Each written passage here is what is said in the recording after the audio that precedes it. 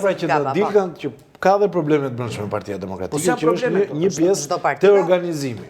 Lidhet me organizimin. E dyta, unë kam përshtypjen se problemi më i madh që i shmanget opozita është nuk ka funksionuar në disa qarqe, nuk ka funksionuar në raporte me aleatët, me disa prej tyre, jo me të gjithë. Për shembull, nisma Shqipëria bëhet, nëse do ta kishin pranë vetes Partia Demokratike, në Fier do ishte një mandat plus, sepse është një parti që ka marrë 8.000 vota.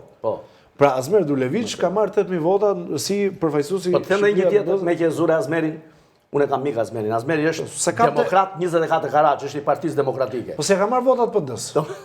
Jo, s'po them gjë. Edhe është një intelektual, është një figurë mirë, është një njeri me shumë vlera. Absolutisht. Po them, ja pra që po të futesh në detaj në Vlorë, është një mandat minus, iku FRPD-ja, iku kryetari i Partisë Demokratike të Vlorës, Genzler Mema, i kaloi te Partia Socialiste dhe u humb një mandat.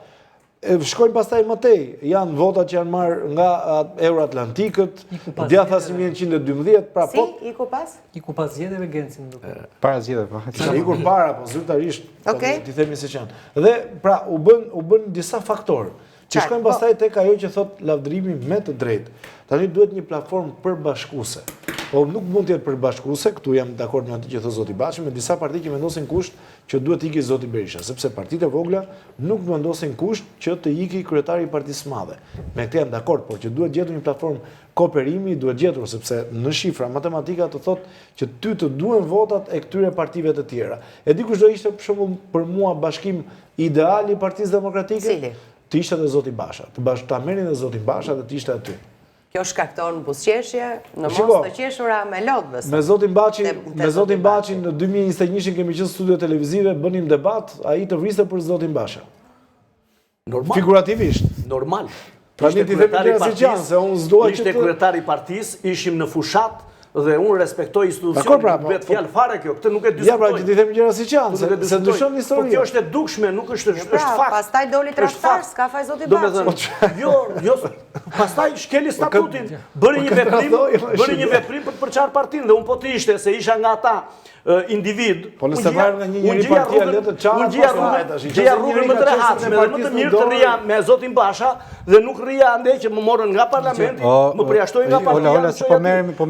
Nëse ka qenë me shumë që e përçan ose shkatron partinë atëherë mos jetë më parti, sepse është partia e njëshit. Çështja është, ja. Vetëm kështu s'duhet të jetë. Zoti Gaga. Nëse themi ne që u largua zoti Berisha, dhe u shkatrua partia, kjo nuk duhet të jetë kështu zoti Baçi. Duhet të jetë një parti që të jetojë për te një individi. Absolutisht po. Thoni, u shkatrua partia se u ngri, se nuk u përjashtua ishte veprimi.